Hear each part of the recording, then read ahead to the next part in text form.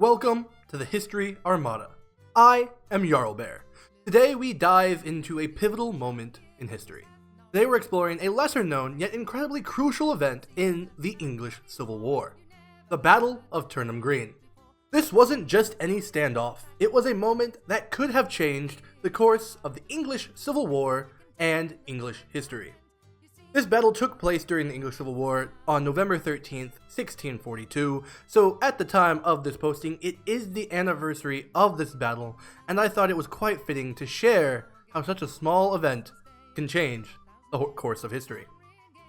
In November of 1642, England was in the early throes of civil war.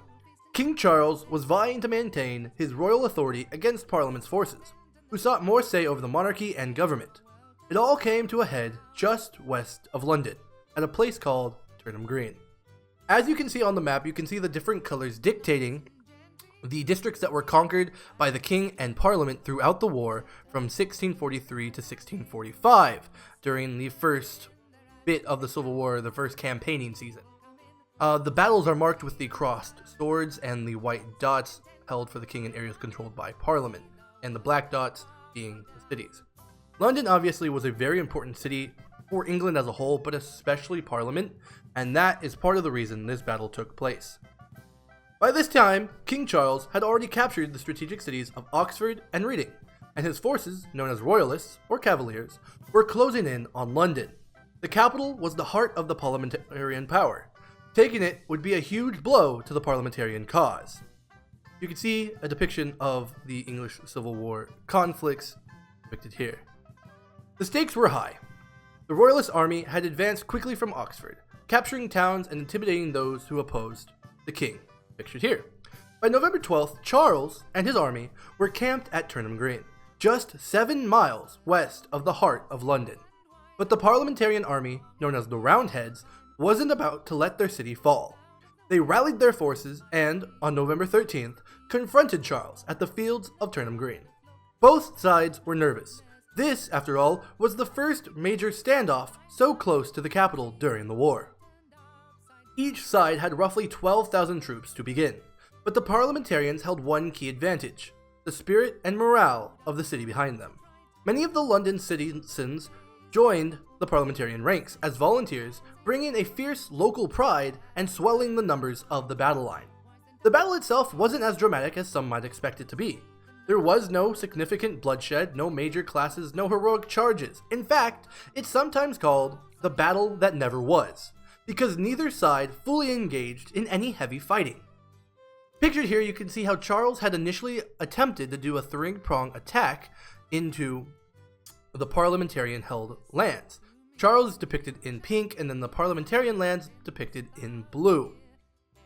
So, why is Turnham Green so important if it wasn't a brutal clash? Because it was a strategic victory for Parliament. The show of force was enough to make King Charles reconsider his approach. With no guaranteed victory and his army lacking supplies, Charles made the difficult decision to retreat. By retreating from Turnham Green, Charles missed his best opportunity to capture London during the war. The parliamentarians remained in control of the capital, and Charles' failure emboldened their cause. The battle may not have been bloody, but it set the stage for the rest of the war. Turnham Green marked the beginning of a long, grueling conflict. Without control over London, Charles couldn't break Parliament's influence, and the English Civil War stretched on for another 7 years, with many battles breaking out throughout the Isles of Britain. It ultimately led to the execution of Charles I and the establishment of a short-lived Commonwealth. Lately, I've been doing a lot of reading about the English Civil Wars, the War of the Three Kingdoms, the execution of Charles, all the things that go into that. A very, very busy time period. And if you would like me to do a deep dive into that, perhaps I would be very interested in doing that, depending on the interest. In many ways, the Battle of Turnham Green symbolizes the power of unity and resistance. It's a reminder that sometimes just standing firm is all it takes to change history. Because as you can see here, Charles started in the west with 12,000 men and 8 guns. He traveled through Brentford, pushing past the small reinforcements sent of the regiment of foot and troops of cavalry by the parliamentarians. He pushes through Old Brentford, and you can see Charles's flag there by Turnham Green. The concentration of Essex's main army on Cheswick Common rallied there to meet the royalist front line. But due to that swelling of the Londoners and their rallying, you can see that it swelled to nearly an estimate of 20,000 men and 29 guns. So, theoretically speaking, Parliament could have had a decisive victory here should they have used their numbers and their guns to their advantage. But as I said, this was the first major clash anywhere near the capital, and neither side was really eager to push that advantage, to push that attack. So we see here that ended up being that Charles would back off and miss out on his opportunity for London. So just standing firm was all it took to change the course of that war.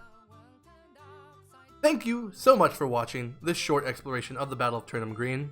As you can see on the right, Parliament ultimately did win the war, with them taking the whole of England and ultimately executing Charles after a long, grueling events. But if you enjoyed this video, please like and subscribe for more deep dives into history's defining moments. Leave a comment below. What other battles would you like to learn about, for instance, or would you be interested in a deep dive into the English Civil War? But let me know, and until next time, as always, I am Jarl Bear for the History Armada. Stay curious.